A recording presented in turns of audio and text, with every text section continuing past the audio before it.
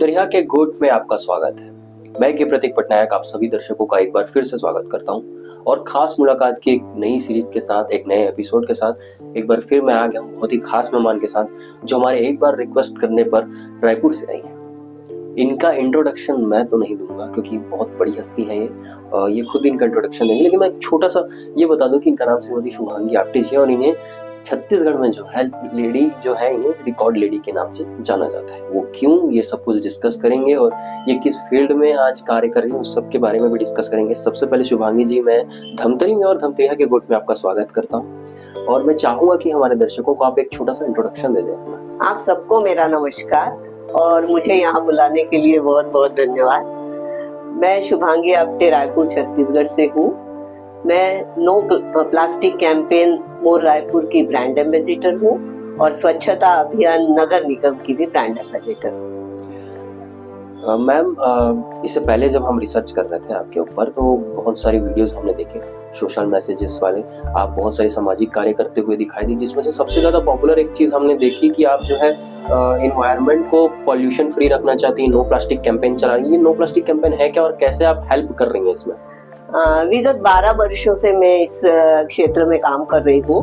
2012 में जब मैंने देखा कि हर रोज पेपर में हम पढ़ते हैं कि गौमाता की मृत्यु हो रही है, प्लास्टिक खाने से हमारी उपजाऊ जमीन खराब हो रही है, इसके अलावा सबसे अहम बात हमारा स्वास्थ्य भी खराब हो रहा है, तो मुझे ऐसा लगा कि इस दिशा में कुछ तो भी करना चाहिए।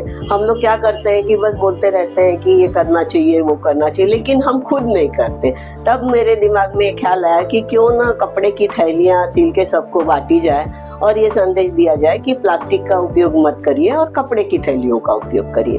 और फिर तब मैंने छोटे तौर पर पहले कपड़े की थैलियां घर पे ही सीलना शुरू किया और फिर खासकर मैं स्कूलों में जाकर बांटती थी, क्योंकि मेरा ऐसा मानना है कि यदि छोटे बच्चों को अपन कोई भी चीज बोलते हैं तो वो जल्दी आत्मसात करते हैं। तो फिर मैंने स्कूलों में बांटना शुरू किया, फिर धीरे धीरे सामाजिक कार्यक्रमों में शुरू किया, फिर बैंक्स में बांटा, सब्जी मार्केट में बांटा और अब ये स्थिति है कि अभी तक मेरी 42,000 कपड़े की थैलियां छत्तीसगढ़ भर में वितरित हो चुकी है। अच्छा, इसके लिए कोई शुल्क नहीं लेती हैं मतलब जो, क्योंकि कई बार ऐसा देखा जाता है कि नो प्लास्टिक कैंपेन चलाता है, बहुत लोग चलाते हैं, उसके लिए कपड़े की थैलियां भी बनाते हैं, लेकिन उसकी कुछ 10 रुपए 5 रुपए से फीस ली जाती है। तो आप निःशुल्क बांटती हैं? हाँ, मैं निःशुल्क बांटती हूँ और उसके पीछे मेरा मानना ये है कि सामाजिक कार्य जब हम कर रहे हैं तो किसी से शुल्क लेकर वो करना मुझे उचित नहीं लगता। तो शुरू से ही मैं निःशुल्क देती आ रही हूँ। और एक बात आपको और बताना चाहूंगी कि मुझे कपड़ा फ्री में मिल जाता है।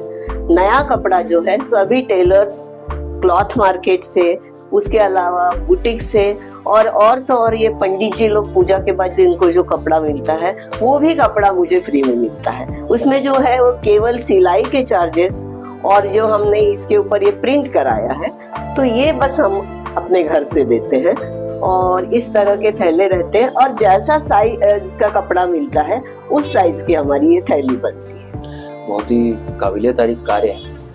अब आप कह रही है कि 42,000 अभी तक डिस्ट्रीब्यूट हो चुका है और जाहिर सी बात है कपड़े की चीजें बनाना या कोई भी कार्य करने में बहुत मेहनत लगती है, तो ये कार्य आप अकेले कर रही हैं या फिर इसमें सहयोग है? क्योंकि परिवार का सहयोग बहुत जरूरी होता है। परिवार या आसपास के लोगों का कितना सहयोग मिल रहा है आपको? सही कहा आपने, पारिवारिक सहयोग के बिना कोई भी कार्य संभव नहीं है। और जब खासकर देखा गया है कि महिलाएं इस क्षेत्र में काम करती है तो कई लोगों को घर से ही विरोध होता है, लेकिन मैं इस मामले में बहुत खुशनसीब हूँ कि शुरू से ही मुझे घर से सहयोग मिला। बच्चे बाहर हैं फिर भी बच्चे भी सहयोग करते हैं और अब तो लोगों को इतना वो काम पसंद आ गया है कि अब अपने परिचित लोग भी उसमें काफी सहयोग करते हैं, घर से भी कपड़ा ला के देते हैं। कई लोग तो ये भी बोलते हैं अरे हमको सिलाई आती है, 10-5 थैलियां हम भी सिल के दे देंगे, तो सहयोग तो मिलता है। थोड़ी देर पहले मैं एक वीडियो देख रहा था, कोरोना काल में शायद अपने गरीबों को पानी बांटा था। कोरोना काल में कुछ ऐसे लोग हैं जो बेघर हैं आदमी, तो ये वीडियो क्या है? ये वीडियो के बारे में थोड़ा बताएंगे, मतलब आपने क्या किया था, वो कार्य क्या था? क्या हुआ, हर रोज पेपर में आता था कि जो लोग अपना घर छोड़ के दूसरी जगह जा रहे हैं या कोरोना के डर से गांव छोड़ के जा रहे हैं, तो सुनने में आया था उनको पीने के पानी की बहुत किल्लत है। तो फिर हमारा एक मंडल है रायपुर में, तो हम लोगों ने ये सोचा कि क्यों ना अपन पानी दिया जाए। तो हम लोगों ने सबके घर से बॉटल्स इकट्ठी की घर से पानी भरा अच्छा पीने का, और वो एक जगह जाके हमने दे दिया सब उनको। तो कुछ ना कुछ अपनी तरफ से उस कठिन परिस्थिति में कार्य हुआ, ये बहुत बड़ी बात है। उस समय मैंने हैंड सैनिटाइजर भी बनाए थे घर में जी, क्योंकि बाहर के जो थे उससे सुनने में आया था कई बार तकलीफ हो रही है, स्किन में रैशेस आ रहे हैं, तो हमने घर में भी सैनिटाइजर बना के लोगों को फ्री में बांटा था। अच्छा, इतना सब आप कार्य करती है, बहुत लंबी सूची है, उसकी धीरे धीरे डिस्कस करेंगे हम लोग। लेकिन सवाल वही रहता है कि कोई भी व्यक्ति अगर इस तरह के कार्य कर रहा है तो आर्थिक जो सपोर्ट है, फाइनेंशियल सपोर्ट है, वो बहुत मायने रखता है। तो फाइनेंशियल सपोर्ट में कहीं ना कहीं दिक्कतों का सामना करना पड़ जाता है कभी तो, बड़े पैमाने पे आप काम, ये कैसे मैनेज करती है आप? देखिए, सीधा मेरा तो मानना है और मैंने जो किया है वो बता रही हूँ, बाकी लोगों को वो शायद वो उचित लगे ना लगे। मैं 15 या 20 साल हो गए, मैंने कोई भी महंगे कपड़े और जेवर नहीं खरीदे, क्योंकि उसमें मुझे उतनी रुचि नहीं है। मैंने घर में भी बोल दिया है कि ये सब जो खर्चे हैं उसके बजाय मुझे इन कामों में ज्यादा रुचि है। तो घर में भी सबको ये अच्छा लगा और घर से मुझे बिल्कुल भी कोई परेशानी नहीं है। और आज तक हमने किसी भी संस्था से या किसी से भी हमने 1 रुपया भी नहीं लिया, और उसका जो समाधान जिसको बोलते हैं उस चीज का, वो हमारे लिए बहुत बड़ी चीज है। तो सीधे एक सवाल करेंगे जिसकी वजह से आप रायपुर में, छत्तीसगढ़ में फेमस हुई है, रिकॉर्ड लेडी कहा जाता है आपको। ये रिकॉर्ड लेडी कहलाने के पीछे क्या रीजन है? कितने रिकॉर्ड्स अब तक आपको मिल चुके हैं, और कुछ ऐसे रिकॉर्ड जो आपको याद हो या इम्पोर्टेंट हो, आपके लिए बहुत खास हो? जी, मेरे अभी तक 121 रिकॉर्ड अलग अलग रिकॉर्ड बुक्स में दर्ज हो चुके हैं। और सबसे पहला रिकॉर्ड जो मेरा बना था 2007 में की रिंग कलेक्शन था। तो उस समय मेरे पास 3500 की रिंग्स थी, और उस समय मैंने जस्ट एक कुछ तो भी अलग करना चाहिए करके मैंने वो काम शुरू किया। पर बाद में ऐसा हुआ कि वो सिलसिला बन गया। जैसे आपको छोटा सा उदाहरण दूं, जैसे किसी के यहाँ मैं कीरिंग लेने जाती थी तो वो बोलते थे कि अभी तो हमारे पास नहीं है, लेकिन ये हमारा आप विजिटिंग कार्ड रख लीजिए, तो आप हमसे कांटेक्ट कर लेंगे और बाद में ले जाइए। तो ऐसा करते करते फिर विजिटिंग कार्ड का दिमाग में आया। फिर जब विजिटिंग कार्ड मांगने जाती थी तो कई ज्वेलर्स के यहाँ गई, तो उन्होंने कहा हमारे पर्सेस का क्यों नहीं कर लेते आप? तो कहते हैं ना, एक से एक माल निकलता जाता है। और फिर तो जैसे वो आदत बन गई, रूटीन में आ गया। तो अभी पिछले महीने मेरे 121 रिकॉर्ड कंप्लीट हो गए। तो उसमें अलग अलग रिकॉर्ड बुक्स है, लिम्का है, इंडिया बुक है, champion book of world records है, एशिया बुक है, ऐसे बहुत सारे रिकॉर्ड बुक है। करीब करीब 20 रिकॉर्ड बुक्स में मेरे रिकॉर्ड दर्ज है। 121 बहुत बड़ी बात होती है छत्तीसगढ़ में। तो ऐसा कुछ दिमाग में है कि आगे किसी और चीज में आपको रिकॉर्ड बनाने का मन हो रहा हो, या फिर कुछ सोच रखा हुआ? नहीं, अभी तो और काम चल रहे हैं। वो धार्मिक जो पतली ऐसी पत्रिकाएं आती है जिसमें सब जानकारी रहती है, 7-8 पेज की छोटी छोटी, तो वो चल रहा है। और टॉर्च का भी कलेक्शन चल रहा है। और मिनिएचर मेरे पास बहुत सारे हैं। चांदी में तो बहुत है, जैसे चांदी की छोटी सी गदा है, खड़ाऊ है, कैरम बोर्ड है। तो ऐसे अलग अलग और खास यूनिक चीज ढूंढती हूँ मैं। मेरे पास छोटा सा कैलेंडर भी है, 1 पेज वाला चांदी का। तो बेशक अब आपने कलेक्ट किया होगा तो एक जगह बना रखी होगी उन चीजों के लिए, क्योंकि आपने बताया 3000 की। तो कभी हम रायपुर आएंगे तो बेशक देखना चाहेंगे हम उसे। या फिर अब चलते हैं अगले सवाल की ओर, जिसकी वजह से अभी चर्चा में है बहुत ज्यादा। हम थोड़ी देर पहले रिसर्च कर रहे थे तो वीडियोस एक और निकल के आई कि आपने जो जन्मजात दिव्यांग होते हैं, जो नेत्रहीन होते हैं, उनके लिए कुछ कार्य किया है जिसकी काफी ज्यादा प्रशंसा हुई है और पूरे स्टेट लेवल पे इसकी बात चल रही है। वो क्या कार्य है, आप थोड़ा बताएंगे? 8-10 साल पहले की बात बता रही हूँ, जब हम लोग ब्लाइंड स्कूल में देखने गए तो विडंबना देखिए कि वो बच्चे देख भी नहीं सकते थे और वो टीवी के सामने बैठे थे। वो देख के मुझे बहुत बुरा लगा कि इनके लिए कुछ तो भी करना चाहिए, इनके मनोरंजन के लिए कुछ करना चाहिए। तो मेरी जो पार्टी गेम्स की किताबें हैं जो हिंदी, इंग्लिश, मराठी में है, तो उनमें से मैंने ऐसे गेम सिलेक्ट किए जो हमारे दिव्यांग भाई बहन खेल सके। और उससे फिर मैंने उन लोगों के लिए ब्रेल में गेम्स की बुक बनाई जो कहीं भी नहीं है। बाकी उनके लिए कहानियों की किताबें वगैरह हैं, लेकिन गेम्स की किताबें नहीं है।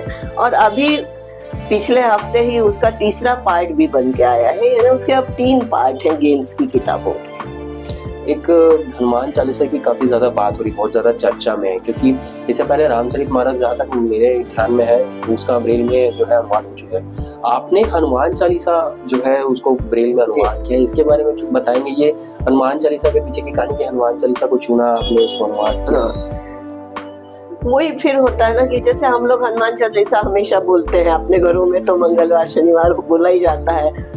तो क्या होता है, जैसे अपन उस दिशा में जब कार्य करना शुरू करते हैं ना, तो नए नए आइडिया अपने आप आ जाते हैं। तो फिर मैंने वहाँ पूछा जहाँ से मैं बनवाती हूँ कि हनुमान चालीसा है कि नहीं है, तो उन्होंने कहा नहीं है। तो फिर हनुमान चालीसा बनवाया, और ये सब जगह बहुत अच्छे से इसका ये हो रहा है। हम लोग जहाँ जहाँ जाते हैं वहाँ हम लोग उन बच्चों से इसका पाठ भी करवाते हैं जी, कि बच्चे पढ़ सकते हैं या नहीं पढ़ सकते।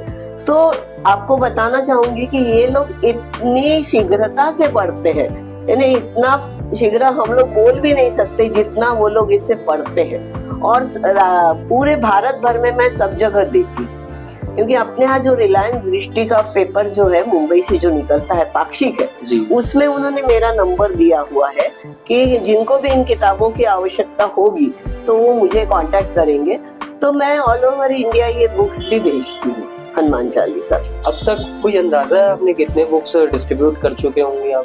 हाँ, गेम्स की तो मेरी 900 से ऊपर किताबें दी जा चुकी हैं, लेकिन ये चूंकि कोरोना काल के समय बना है तो इसका अभी ज्यादा नहीं हुआ है, फिर भी ये 100 बुक्स तो अभी तक दी जा चुकी है। समाज सेवा कोई व्यक्ति करता है, उसके पीछे जरूर कोई मोटिवेशन रहता है, और समाज सेवा ऐसा कार्य है जो हर कोई नहीं कर सकता जी। कुछ लोग स्टार्ट तो करते हैं लेकिन कुछ बीच में छोड़ देते हैं। क्या आपके जीवन में ऐसा पॉइंट आया या ऐसा समय आया जब आपको लगा कि ये चीजें करने में तकलीफ हो रही है? क्योंकि जो व्यक्ति समाज से भी होता है उसको कई प्रकार की तकलीफें होती हैं। समाज में कुछ ऐसे व्यक्ति भी होते हैं जो ये देख नहीं पाते, तो ऐसा कोई क्षण आया हो आपके जीवन में? नहीं, देखिए, कोई भी जब हम कार्य करते हैं तो उसमें सकारात्मक और नकारात्मक तो रहता ही है, लेकिन मेरा मानना यह है कि जैसे मैं बोलती हूँ, अपन एक सोचते हैं कि 10 लोग अपने को अच्छा बोलने वाले मिले, उसके बजाय मैं सोचती हूँ कि 4 लोग बुरा बोलने वाले मिले। उससे काम करने की एनर्जी मेरी तो और बढ़ती है कि नहीं, और इसको आगे बढ़ाना है अपने को। और ऐसा कभी भी ऐसा क्षण मेरे को नहीं आया कि ये बंद कर देना चाहिए या नहीं करना चाहिए। और एक बात और बोलूं, ये मेरे लिए अब ऊर्जा देने वाला काम बन गया है, क्योंकि इसके कारण मैं हर रोज 2 घंटे व्यस्त रहती हूँ। नकारात्मक विषय मेरे पास आते ही नहीं है। मैं ना बेकार सीरियल कोई देखती हूँ, टीवी देखती हूँ, कुछ नहीं। मेरा दिन ये पूरे काम में इसी में निकल जाता है। अभी हम चर्चा कर रहे थे तो मेरी एक नज़र एक बहुत ही खास चीज़ पे पड़ी। आपने बताया कि वो जो है फिर से वापस आएंगे नेत्रहीनों पे जी, उनके लिए नोट्स वगैरह का कुछ ऐसा आपने पहचान की कुछ चीज़ें बनवाई हैं। तो वो क्या चीज़ें हैं और उसको बनवाने के पीछे आपके दिमाग में क्या था, क्या चल रही थी आपके विचार की ये चीज़ें आनी चाहिए? देखिए, अभी ब्लाइंड लोगों के लिए बहुत लोग काम कर रहे हैं और बहुत ज्यादा काम कर रहे हैं। उनमें ग्रंथ भी आ गए हैं, सब आ गए। तो एक हमारे जो परिचित हैं, उनका ये मानना है कि ये सब करने की बजाय रोजमर्रा की जो चीजें हैं, जो उनको रोज के इसमें तकलीफ देती है, उस पे काम करना चाहिए। तो वो उसके ऊपर काम कर रहे हैं। तो उन्होंने ये नोट पहचानने वाली ये कार्ड बनाया है। तो इसमें ओल्ड नोट के लिए भी है और न्यू नोट के लिए भी है। तो इसमें जैसे नोट हम फंसाते हैं तो बराबर वो कौन से नोट है वो उनको पता चल जाता है कि 500 की है, 200 की है, 50 की है। तो ये उनके लिए बहुत अच्छी चीज है। जी हाँ, क्योंकि देखा गया है कई लोग ऐसे मिलते हैं जो दिव्यांगों का फायदा उठाते हैं, नेत्रहीनों का फायदा उठा लेते हैं। कभी बहुत ज्यादा दिक्कतों का सामना करना पड़ता है क्या जब हम सामान खरीदने जा रहे हैं, नेत्रहीन जब सामान खरीदने जा रहे हैं तो पैसे जो है उसका लेन देन यहाँ होता है। तो काफी बहुत अच्छा प्रयास बनाया उन्होंने, बहुत मुझे अच्छा लगा। तो मैंने कहा मैं यहाँ दिखाने के लिए जरूर लेके जाऊंगी, और ये सब बैंकों में भी होना चाहिए ताकि वहाँ भी वो नोट जी देख सके। छत्तीसगढ़ के लिए बहुत बड़ी चीज है, बड़ी चीज है, नया चीज भी है, कहना चाहिए एकदम नया है जी। और उनका काम तो बहुत ज्यादा बड़ा है, मेरा तो उतना फिर भी नहीं है, पर वो दृष्टिहीन लोगों के लिए बहुत काम कर रहे हैं। समाज सेवा की बात आती है तो समाज का क्या योगदान होना चाहिए आपके नजरिए में? समाज का क्या योगदान होना चाहिए? नहीं, देखिए, मेरा तो ये मानना है कि जिस समाज ने हमको इतना दिया है उसके प्रति जागरूक रहना, उसकी रक्षा करना, उनके लिए काम करना हमको बहुत जरूरी है। कई लोग ये सोचते हैं कि हमारे एक के करने से क्या हो जाएगा। मुझे बहुत लोगों ने कहा कि आप 4 थैली बांट दोगी तो क्या रायपुर स्वच्छ हो जाएगा क्या? मैंने कहा ऐसा हर व्यक्ति यदि हार मान के काम नहीं करेगा तो कैसे होगा? आज नहीं यूज करेंगे, कल करेंगे, एक दिन तो आएगा कि प्लास्टिक मुक्त शहर हो जाएगा। मतलब समाज के हर एक व्यक्ति का कहीं ना कहीं योगदान जरूरी है समाज में बदलाव लाने। बिल्कुल। अब युवाओं की बात करें, क्योंकि अभी देखा जा रहा है कि युवा जो है बहुत गलत संगति में पड़ रहे हैं, गलत क्षेत्रों में जा रहे हैं। तो ऐसे में युवा का क्या योगदान होना चाहिए और कैसे उनको सीखना चाहिए, समाज सेवा में आगे आना चाहिए? देखिए, ये तो है कि कई बार ऐसा होता है कि ये मुझे घर से घर में चला आ रहा होता है। जैसे हमारे यहाँ मैके में भी वही वातावरण था, हमारे माता पिता दोनों सामाजिक कार्यों में थे, तो हमको तो उस समय से ही ये भावना है। लेकिन अभी ऐसा है कि आजकल के लोगों को ये काम सही नहीं लगता है, उनको लगता है ये करने से क्या हो जाएगा। तो हर काम नाम के लिए या इसके लिए नहीं किया जाता, अपने ऊपर भी कोई काम किया जाता है। भाई हम साफ रहेंगे, या ये भी इतना भी सोच लें कि भाई हम कचरा डस्टबिन में ही डालेंगे, हम इधर उधर नहीं डालें। इतना भी यदि कोई कर लेना तो वो समाज के प्रति उसका कार्य हो जाएगा। युवाओं की बात हो रही थी, मैं फिर से एक बार पूछना चाहूंगा, युवा कैसे बदलाव ला सकता है? सवाल वही रहता है क्योंकि बहुत से युवा हैं जो भटक चुके हैं, तो उनको इस चीजों में कैसे लाना चाहिए? एक युवा की जिम्मेदारी क्या होना चाहिए? क्योंकि युवा ही कल है देश का, वो कैसे बदलाव ला सकता है? उनको तो समझा के ही बदलने की आवश्यकता है। जैसे अपने को पता चलता है कि किसी को ये नहीं है, तो उनको यदि इन कामों में ये कर दिया जाए, उनकी रुचि इन कामों में ये कर दी जाए, तो वो भी बदलेंगे। क्या होता है कि उनको सही दिशा नहीं मिल पाती है। सही जी, आपने बहुत सारे कार्य किए हैं, बहुत जगह पे गई है, कोई ऐसा क्षण हो जिसमें आपको वो अभी तक वो दिमाग में बैठा हो कि जिसमें क्या होता है, कभी आप जाते हैं तो बहुत सारे आशीर्वाद भी मिलते हैं, बेशक बहुत सारी अच्छी चीजें होती हैं, बहुत सारी अच्छी यादें होती हैं, तो कोई ऐसी खास याद जो आपके मस्तिष्क में या फिर दिमाग में तब? देखिए, सम्मान तो बहुत जगह हुए, बहुत लोगों ने इसका ये भी किया, पर एक बताने लायक बात बताऊंगी कि हम लोग चाइना गए थे जी। तो चाइना के जो काउंसलर जनरल हैं अनिल राय जी, तो उस समय मेरे छोटे भाई जो हैं वो चाइना में पदस्थ थे, तो उनके वो परिचित हैं। तो उन्होंने मुझे घर पे बुलाया, मेरा ये पूरा काम देखा, आधे घंटे मेरे से पूरी बातचीत की, सब पूछा, और उसके बाद उन्होंने वहाँ का एक मोमेंटो और वहाँ की चाय जो ये रहती है वो मेरे को गिफ्ट दी, और उन्होंने ये सुझाव दिया कि आप अपनी थैली पे अपना नाम और फोन नंबर लिखिए, क्योंकि आप जिसको थैली देंगी कुछ दिन बाद वो भूल जाएगा। तो यदि आप उसके ऊपर जैसे काकी की थैली है या चाची की थैली है, जो भी आप उसमें आप नाम प्रिंट करवाइए तो ज्यादा अच्छा रहेगा। तो फिर उन्होंने बोलने के बाद मैंने ये उस पे किया, तो ये मेरे लिए बहुत बड़ा अचीवमेंट है कि दूसरे देश में जाके कोई अपनी तारीफ करता है तो बहुत अच्छा लगता है। एक आखिरी सवाल रहेगा मेरा जी, आप अभी तक काम करती आ रही हैं, जाहिर सी बात आपका कोई लक्ष्य होगा, तो क्या लक्ष्य है, आप क्या लक्ष्य लेकर निकली है कि आगे भविष्य में क्या सोचा है आपने, क्या करना चाहती हैं? मैं तो जब तक मैं हूँ यही काम मैं सब पूरे करना चाहती हूँ, क्योंकि मेरा ये मानना है कि यदि अपना लक्ष्य पक्का है, अपना काम अच्छा है, तो उम्र आड़े नहीं आती है, और भगवान भी ऐसे काम में साथ देता है। और दूसरी बात एक और बता दूं कि इसके कारण मेरा स्वास्थ्य अच्छा रहता है। सबसे बड़ी बात है, मेरे को लोग बोलते हैं कि इस उम्र में आप कैसे कर लेते हो, तो मैंने कहा भगवान ही मेरे से काम करवाता है, और मैं बहुत खुश हूँ, और मैं तो आगे भी चाहती हूँ कि मेरे से जितना ये सब अच्छा काम हो सके होता रहे। हम आपके आगे के लक्ष्य के लिए, आगे के सपने के लिए आपको बधाई देते हैं, और अंत में मैं ये चाहूंगा कि आप समाज को, युवाओं को, जो दर्शक देख रहे हैं, उनको कोई एक संदेश दें। मैं ये कहना चाहूंगी कि कोई तो भी एक लक्ष्य रख के जरूर काम करें। हो सकता है कोई शुरू में आपको सफलता न मिले, लेकिन आपका लक्ष्य पक्का है, काम सच्चा है, तो आपको जरूर सफलता मिलेगी। और दूसरी बात यह है कि हर व्यक्ति में कोई ना कोई गुण होता ही है, बस केवल उसको दिशा देने की आवश्यकता होती है, तो कोई दिक्कत नहीं आएगी। और मैं मेरी बहनों को, महिलाओं को भी ये कहना चाहूंगी कि बाकी तो आप काम करते ही हो, 2 घंटे अपने लिए निकालिए, अपनी रुचियों के लिए निकालिए और उसमें आपको अपने आप को व्यस्त करें।